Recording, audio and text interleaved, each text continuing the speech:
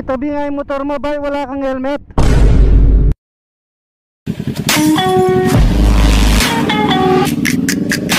Yung helmet mo, pinahiram mo doon sa pinsan mo. Bay, wala bang helmet yung pinsan mo? Wala siyang helmet.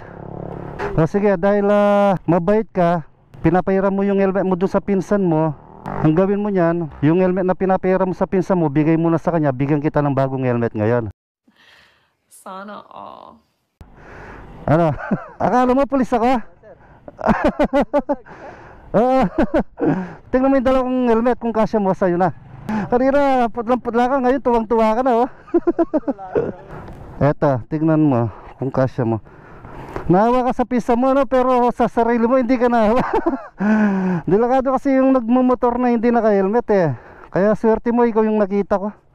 Eto, sige, sukatin mo muna, kuya. Sana kasya mo. Wow, fit na fit. Sakto-sakto, kuya, no? Ayos ba? Yung lumang helmet mo, ibigay mo na lang sa pinsan mo. Na, ganun na lang gawin mo niyan. Saktong-sakto, no? Maganda? Maganda, sir. Oo. Suotin mo na ngayon. Sige, ito yung bag niya para hindi malikabukan. Anong masasabi mo sa bagong helmet? Maraming salamat, sir. May pamilya ka na, kuya? Meron, sir. Taga dito talaga kayo?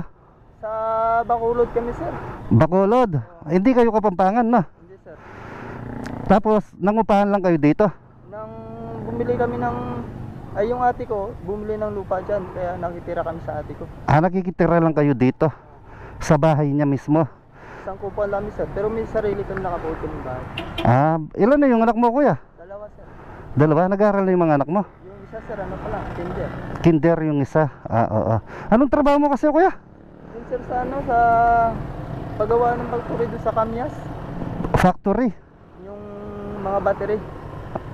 Sa battery. Gumagawa kayo ng battery? Oo, sir.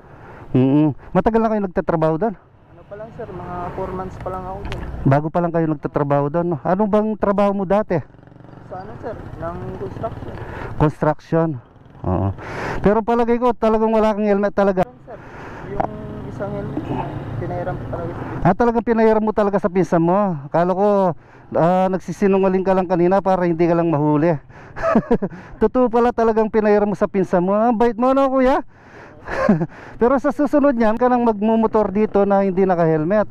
Kasi ang bibilis ng mga sasakyan dito. Para safety din naman talaga yung helmet para sa atin, sa ating mga rider. Di ba? Oo. Ilang taon ka na, kuya? 28. Sige, kuya, mag-ingat ka. Lagi mong suotin yan, no? Ano, masaya ka ba sa bagong helmet mo? Maganda siya, no? Full face pa. Tsaka fit na fit, no? Ako sa'yo, sir. Ano? Kinabahan sa'yo, kala. Kinabahan ka talaga sa akin. Kala mo pulis ako. Bigyan kita ng sticker ko para ilagay mo sa motor mo tsaka sa helmet mo, no? Ilagay mo sa, yung isa ilagay mo sa, sa helmet mo, tapos yung isa ilagay mo sa motor mo. Yung kapalit ng kaba mo kanina, tuwa naman, di ba? Masaya ka? Masaya, sir. Tsaka nakita ko fit na fit talaga sa yung no, yung helmet, no. Maganda siya, no. Malambot siya sa ulo, no. Tsaka hindi siya masyadong magalaw, hindi siya magalaw, no. Oo. wala ng helmet yung isa ka, sir, magalaw kasi yun yung nabili ko sa online. Nabili mo sa online, magalaw siya, no. Yan kanina nung sinukat mo ito, fit na fit talaga siya, no. Oo. Sige, kuya. Mag-ingat ka, ha? Lagi mong suotin yan, no. Okay, sige. Okay, sige. Talagang namimigay talaga ako ng helmet. Talaga pagka may nakita akong hindi naka-helmet sa daan, hinaharang ko talaga, sinisita ko, tapos bibigyan ko ng helmet. Kaya pala kanina, sir, pa hinahabol mo. Oo nga, hinahabol kita kanina kaya sinundan kita. Sige, kuya. Sige, ha. Okay. Ayun, guys, may nasita na naman tayong isang factory worker. Dati daw siyang construction worker. Ngayon sa factory na siya nagtatrabaho ngayon. Tuwang-tuwa si kuya nung binigay ko sa kanya yung helmet kanina. Putlang-putla siya kanina. Akala niya daw pulis ako. Akala niya daw mahuhuli na siya. Kaya nung sinabi ko sa kanya na bibigyan ko siya ng helmet, doon pa lang siya natuwa. Ganyan talaga yung mga gustong-gusto ko talagang binibigyan helmet. May helmet daw talaga si kuya, kaso lang pinahiram niya daw doon sa pinsan niya. Medyo malayo daw yung trabaho ng pinsan niya, kaya siya na lang daw yung pinag-helmet niya.